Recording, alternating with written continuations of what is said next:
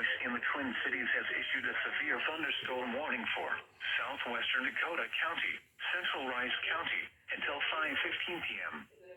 Wait. At 4:49 Oh p.m., my a severe God. thunderstorm was located near Faribault, moving northeast at 40 miles per hour.